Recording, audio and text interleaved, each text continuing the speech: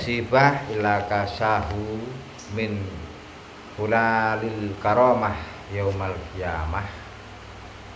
Jadi menungso kok nalikane dhuwure kena musibah kok gelem niliki. Ya roh itu maksudnya niliki, memberi semangat, ndongakno supaya wong sing kena musibah iku gak susah. Iku maksudnya ziarah.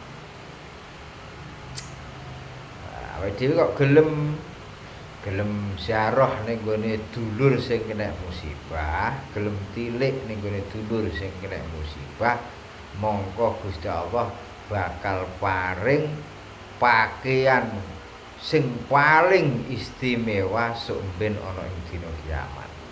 Nah, ning donya medhit dulure kena musibah ora ditilik. Ya sok ben ya pakaiane ya pakaian gembel. Ora entuk hulalil karamah, untuk pakaian sing istimewa, ora entuk perhiasan sing istimewa.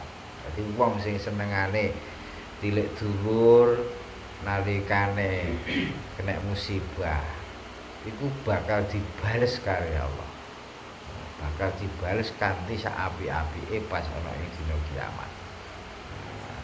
Pas ana ing dina kiamat.